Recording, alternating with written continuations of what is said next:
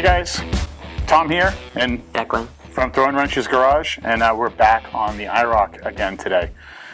We weren't really happy with the answers that we got last time around. That beep hits us every time. So we're going to come back at it today because somebody had a really good point of view in the comments that I can't ignore. And it was that we maybe want to remove a valve cover and check the valve train. People had suggested that before, but more sort of like a dart throwing exercise, and I didn't see the rationale in it. But this person brought up a really good point, which is that we might have a bent push rod or two or seven. And that started to make some sense to me because the racket that I'm hearing, I could be convinced that it's bent push rods fighting their way inside the block. That could be it, because they do pass through the block. It's possible that that's the noise that I was hearing with that stethoscope. That thing's it's not exactly a super precision instrument. And the one thing that sort of bothered me about the spun rod theory, or the spun bearing theory, is that we have good oil pressure. It's at almost 60. It's like 55 pounds. And I've not heard of anybody having serious bearing damage and good oil pressure. Usually, when you have bearing damage, it's hard to keep up oil pressure. So that's the one thing that sort of has me going, is it really that? We still have to explain away why there's glitter in the pan, right? So something is eating itself in there. We just don't know exactly what. It might be the cam. So we're going to take the valve covers off today. Declan will get his first peek at the valve train and sort of get a little bit of a schooling on what's going on there. We already did a little bit of whiteboard exercise to bring him up to speed, but now we'll actually get our hands on this and start to look. Driver's side, I think, is going to be pretty easy. What do you think about the passenger side? It might be a little bit harder. Yeah, this is a Smog engine, so it's got all sorts of hoses and tubes, and they all seem to be crowding in that passenger side valve cover. So that one may take a long time for us to get that off. We won't subject you to all of that. The passenger side sound worse too. The passenger side did sound worse, so yeah, we're definitely going to end up having to take that off. But I don't know if it's just a weird acoustic thing that made it sound worse. But unlike the last time where I was sort of doing the work to kind of, prove to everybody that we were doing the work, but I still thought I knew what was going on, in this case, I'm perplexed again. So this may mean that we find another problem with the engine that doesn't require it coming out, especially since the cylinders looked so good when we saw them last time. So we're on it. Without further ado, let's start throwing wrenches. Give her a shot. Why don't screws and stuff have all the same one? Why aren't they all the same? Why don't we need 15 different uses? If you think about it, these are able to sit flush because the tool is going. You may have to hand crank it to break it. Which one? Yeah. It's only going to go one way. There you go. Now you might be able to get it the rest of the way. Perfect. So Torxes and Allen heads are able to sit flush. Whereas if you had to put a wrench around the outside of something, it'd have to sit proud.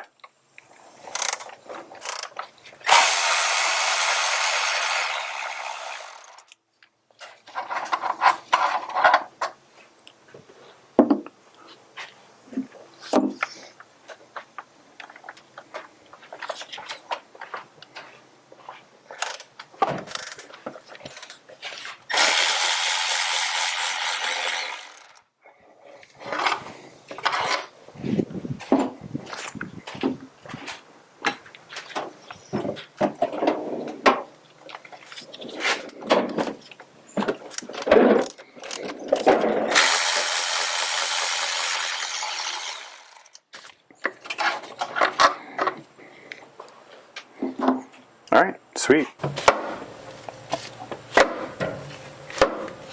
It seems so weird to just hit the engine stuff. Well, technically, you're not hitting the engine. You're hitting. Oh, well, it's a cover over the engine, so it doesn't actually do too much except keep the oil in it.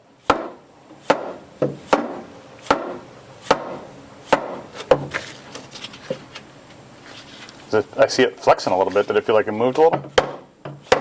I don't think so. All right, let me see if I can get a screwdriver and gently pry.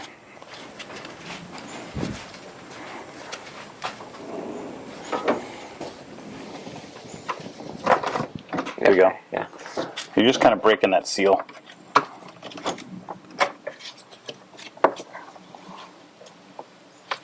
You may have to do, I'll take the hammer from you, because you might have to do a little bit of finagling to maneuver it out of there. Don't forget there's going to be valves underneath there, so you won't have a ton of clearance underneath. And this thing's in the way. Yep, that's the alternator.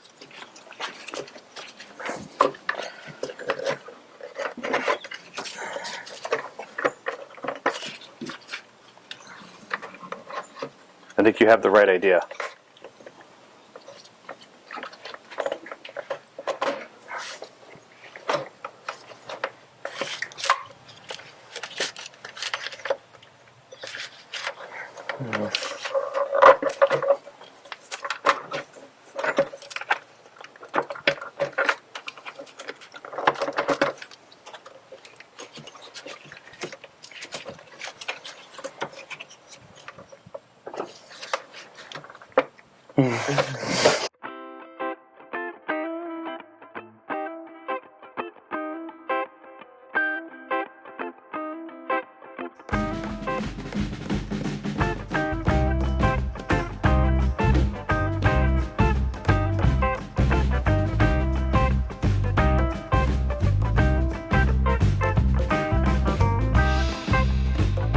I think if we disconnect from the vacuum brake booster right here and get that out of the way, does that help you?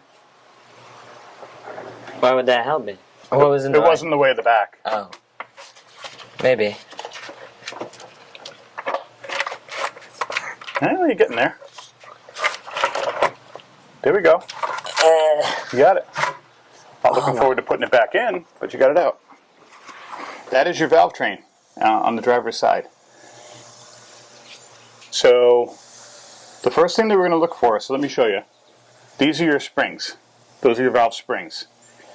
Underneath this rocker arm head and inside that spring is your valve stem. So this is pressing down and pushing that valve open and closed. No, this is your push rod. Oh. That's the thing we're looking for. Those things don't look right bent, no. They don't here.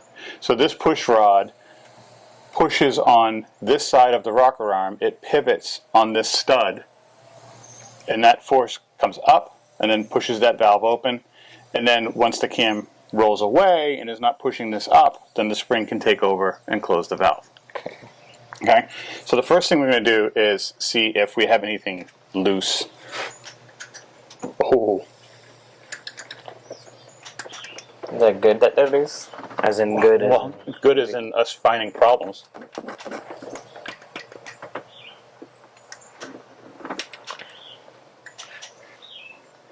Sometimes it feels like someone was working on this car and left everything unfinished. So let's get in here kind of close. Alright, can you see what I'm doing with my hand here? See how I'm spinning that? It's spinning pretty free. I don't have a lot of play in it. Doesn't feel like it's warped.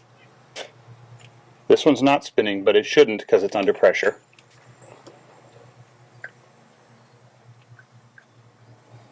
That spins free.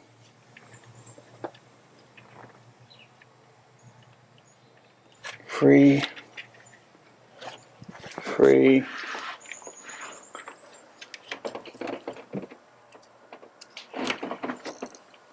And free. I do not think any of those push rods are bent. Wonderful. But I think some of these valves are stuck. Would that make a noise though? Would it make a noise? The stuck valves would make a noise because you'd be hearing that would be the lifter clatter, because these push rods would still be operating and still be pushing, but with closed valves, they're tapping up against the rocker arm and not actually doing anything. Okay. Right? So you're going to hear clatter when that happens, lifter clatter. Okay, so how do we fix? One of the ways you do it is to literally bang on those with a hammer. It seems like most of our solutions. Well, I mean, it is one of the ways that you can do it. You got to be careful with it. But before I'm convinced that those are all closed, what we're going to do is first we'll get the other side off, which is going to be a nightmare. So what we'll do next is we'll take the other valve cover off, I think, right? Because we want to see if the same thing's going on over there. We're still hoping for a bent push rod. If we don't find a bent push rod, then, then we still probably have that bearing issue. But we'll take the other side off and look, and once we find that, I think then what we can do is disconnect the distributor and then turn the car over. Turning the car over meaning if the distributor is disconnected and you get in and turn it to start. The starter is going to try to turn the engine over, but there's no ignition system working, so it won't actually start. And in doing that, we'll be able to see whether these valves are doing what they're supposed to. Because even through the regular start cycle, even if you don't have ignition, mechanically the valves should still open and close. So if we start turning that over and they're not all doing that in unison, and if these push rods aren't all turning like they're supposed to, then we'll know that we have some things wrong. And we'll know what to focus on. Okay. But we need to make sure that they're all opening and closing before we're going to even think about this thing running normal. Okay. At all. Okay? Does this make sense to you when you actually can see it now? The valves, do you understand the parts that I was telling you about earlier? Yeah. And it makes some sense? Okay. All right, let's see if we can get good on the other side. You can see just how much crap we've got to remove to even have a snowball's chance of taking that valve cover off. So I think we'll probably leave this on in case something hilarious happens. Like banging our heads. But I am not expecting us to really heavily document this next part of us removing all this crap, because I think it's going to be a pain and very unentertaining.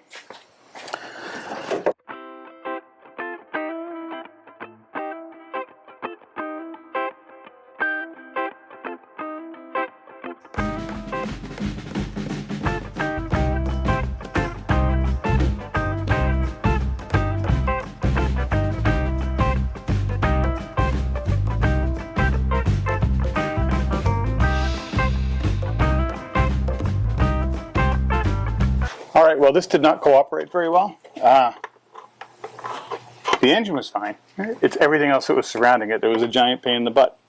But we did manage to get this cover off. I have no idea if I'm going to get it back in again, but we got it off. And so now we're going to try to take a look here and see if we've got anything woefully out of place. First glance, we seem okay. It doesn't look like any of these rods are noticeably bent. Yay. The rockers on this side, they're significantly tighter. There's a little bit of wiggle room in some of these, and it definitely seems like some of them are compressed. It still doesn't seem like they're as compressed as they should be, but we'll see. And the ones that are not compressed, looks like I'm able to spin the push rods. So I think what I'm going to do, I'm going to grab a paint marker and put a little dab of paint on each one of the push rods. Shout out to Derek at Vice Grip Garage because he taught me that little trick. We'll put a little paint on each one of the push rods and see if they're actually turning when we crank this thing over. That little paint mark will give us an index to know where it was when we started. And so if we see that dancing around and moving at all, we know they're spinning. And if they're actually spinning freely when we're just turning this thing over, then I'm not overly concerned that they're so bent that they're causing all this clatter. I'd be more concerned if I don't see it spinning at all. And then we're also going to see if these valves are actually depressing or not, just to make sure that we're actually seeing that we have all the valves working. And if we don't, then we're going to have to address each one of them that is not working. That's next. All right, so I think we're ready. Declan's inside the car, and what we're going to try to do is just sort of turn this thing over and watch for valves moving and watch for those push rods turning. So you're going to keep like you're trying to start it. So keep it going until I tell you stop. Okay. On the max. Yep. All right. So go ahead.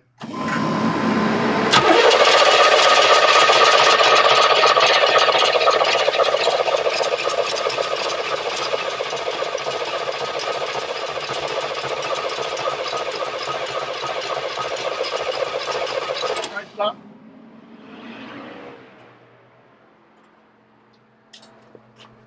All right. Yeah. All right, now we're over the driver's side, so try it again. Hold on one second. Try it again here. Go ahead.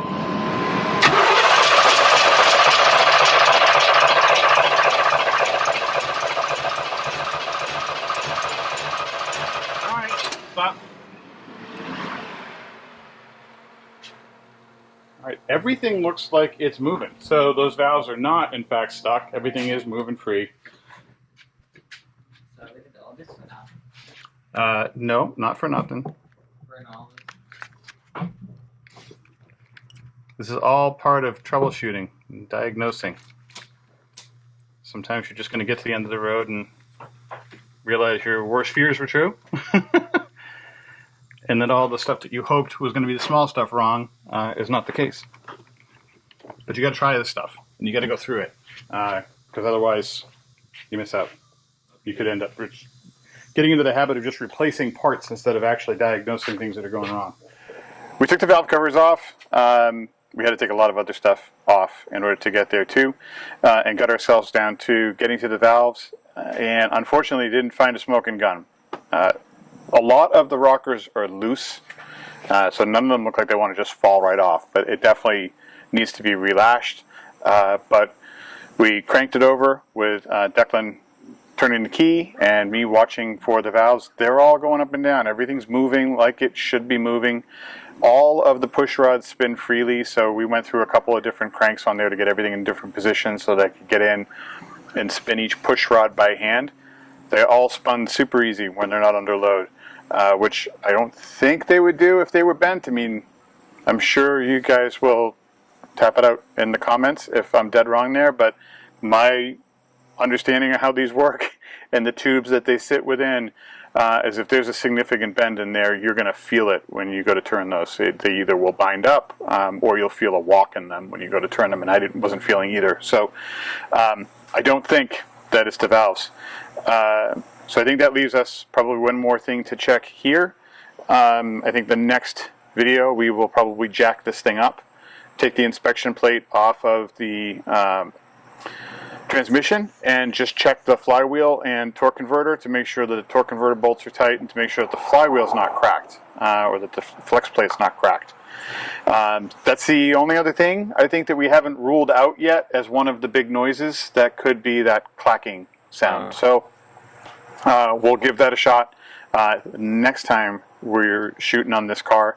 And if that doesn't work and it doesn't find the source, then we'll probably just leave the valve covers off and go into pull mode on this thing. But if we do find a smoking gun there and it looks like it's, you know, loose bolts or cracked flex plate, then we can go ahead and start doing things like lashing those valves and see if we can get this thing running again and not making that noise. But for now, kind of disappointing news, because we were kind of hoping that this might be an easy fix, and then I'm going down and just spending a little bit of money for new push rods and making this thing sound good again. But we're not going to get that lucky. So,